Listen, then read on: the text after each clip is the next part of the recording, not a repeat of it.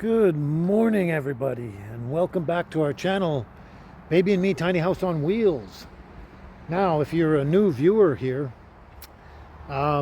please consider hitting the subscribe button at the end of the video when you're done, and hitting the like button, hit the notification bell, so you don't miss any new videos, and hopefully you'll just become a brand new subscriber. That'd be great. The more the merrier. Anyway, so we're back out in the forest here again. And for anyone that really knows me well, been around long enough, they know every year I like to grab some stinging nettle for nutritional value and stuff like that.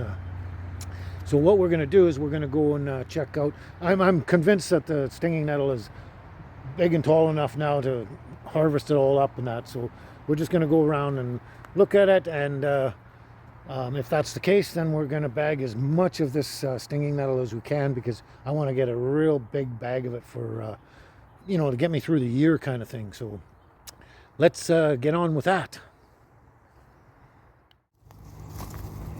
And here are my two girls, Baby and including the little white one, Angel. Yeah, they're going to help me pick some stinging nettle here, yeah. Okay, here we go. We got some beautiful stinging nettle here. Look at this stuff. Look at how tall this stuff is. Yeah, it's quite tall. It's good. I'm going to cut it all off just above the last bottom leaves there, so it can regrow again. And you can't wipe this stuff out. It's when they say grows like weeds, this stuff grows like weeds. It's a root system that goes way under the ground, and then these plants pop up all over the place. It's really hard to destroy stinging nettle. It's not invasive, but it just goes everywhere, and there's a huge abundance of it all the time.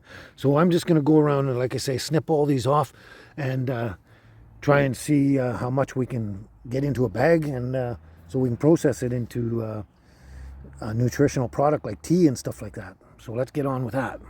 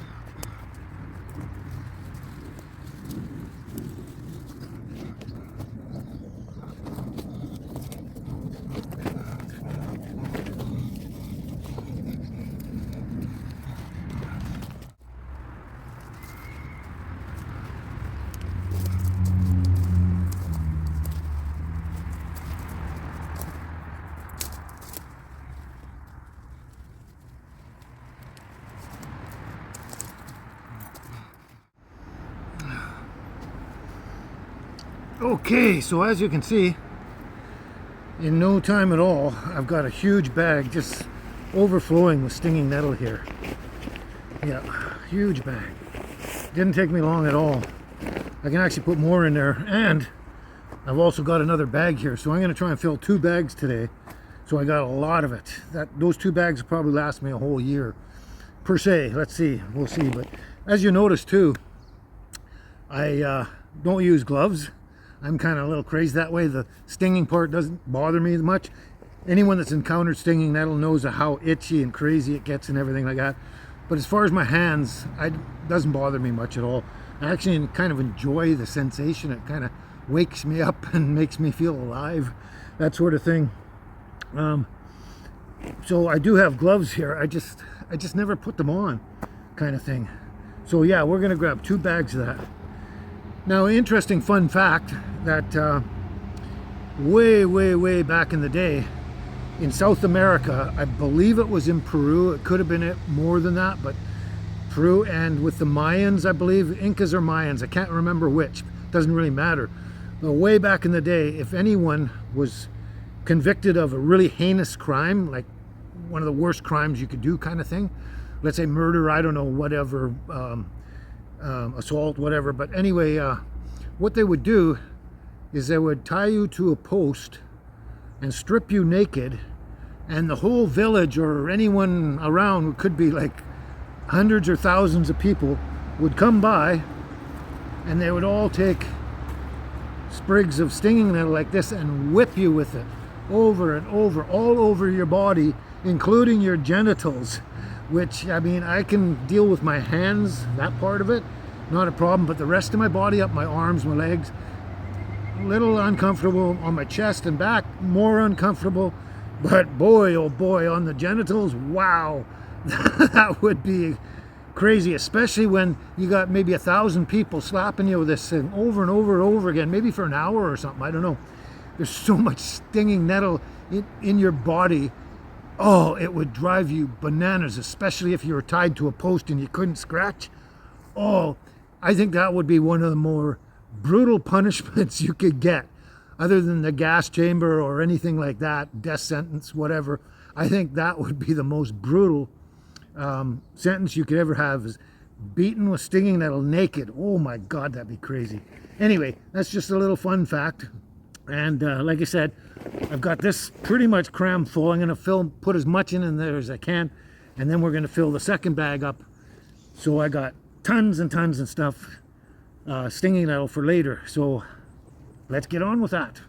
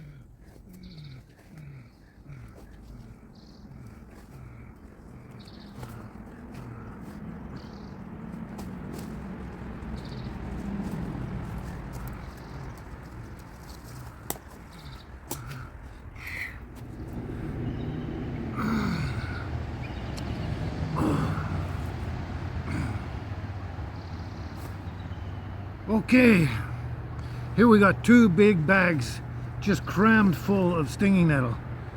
Wow, we got a lot of stinging nettle. This, when I chop it all up and make it into tea or whatever, this amount should last me a full year to the next season. But you know, it always changes, depends on how much I consume. But so here's another thing too. I learned this from another friend recently. So normally what I do is I go out and I'll take these nice little fresh tops on the top there, really succulent little tops. I'll take them off, I'll squeeze them in my fingers so they get juicy and they don't sting anymore.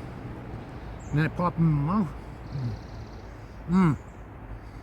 I like the taste of them. They're really good. Really good, healthy trail snack, survival food, whatever. They've got everything in there you possibly need, every vitamin, nutrient you can possibly need in a stinging nettle. So that's what I would do. And then I'd go home and I'd take a whole bunch of those tops, pull them off into a big handful, and I would steam them down like spinach, and have a spinach dish with salt and pepper, butter, roasted sesame oil, whatever I felt like putting on at the time. And I have spinach, and then I'd chop the rest up and just have it for tea later and just drink tea. But a friend of mine mentioned that what they do, and this is really good because it becomes really super versatile after that now. What they do is they take it and they put it through their blender or their NutriBullet or whatever grinder they got, and they would just grind it all up into powder. And that way is perfect, because with the powder you can still make tea out of it if you want, but also if you get up in the morning and you have a glass of juice, you can put a teaspoon of it, the powder, in your juice and mix it all up and drink it down and get your nutrients that way. You can make a tea and then add the powder to the tea if you want to, and mix it up and drink it that way as well. But the other things you can do with the powder is, depending on the size of the soup or the stew or whatever you make a stew, you make a small stew, just put a teaspoon of powder in there. If you make a great big pot of soup, put a tablespoon of the powder in there. Same with a stew. You can put a teaspoon or a tablespoon in there, mix it all up, and you won't even notice it's there. But you'll be getting all the healthy nutrition from it. And you can do that with so many things, so many meals. Like if you want to do some kind of hamburger dish, like chili or chili con carne or something like that, you can throw a scoop in there. Like you can use it in practically anything you can imagine. Oh, if you love smoothies, make yourself a smoothie, put a teaspoon or a tablespoon in the smoothie and mix it up, blend it. You won't even notice it, drink it down. You get all that extra nutrition there. So since I realized that, I should have thought of that in the first place, but since my friend mentioned that, it just became more super versatile, this plant. So now that we got, I actually ended up ripping the bag open but trying to stuff it full. So now that we got all this, I can go and I'm gonna chop it all up, chop up a whole bunch of it with like a meat cleaver or something, chop it all up into little bits. So, you know, for making tea, like, you know, you normally how you chop things up to make the tea, right? Maybe half of that for tea, and then the other half I'll grind it down into powder and I'll just use it that way. So that is really good. I'm glad that I heard about that, because that makes it way more efficient and useful and stuff like that. So yeah, we got 2 great big bags. This should last me a really long time. I can't see why not. So we're gonna get everything together here, my scissors, my gloves, and now we're going to head back to the little motorhome and go sort this out. Okay, we'll catch you real quick here.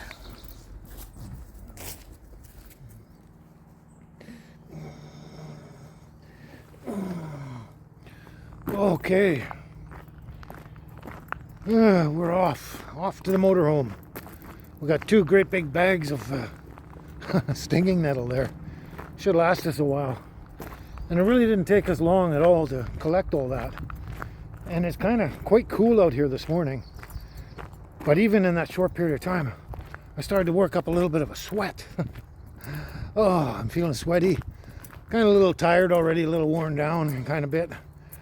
Oh, I can't wait to get back to the motorhome. I'm gonna put this down for now, and then I'm going to I don't know, take my boots off, put my feet up, have a cup of tea and relax for a bit, and enjoy my dog's company for a while, until I get my strength back again. Yeah, that was a bit of a workout for an old crippled man like me. So we're gonna do well on the stinging nettle. Theoretically this should last me at least the whole year till next year, so we'll see what happens there. Anyway, hope you enjoyed foraging that with me, and hope you might even go out and try it someday. Really healthy food for you. Yeah. All right, we're almost there now.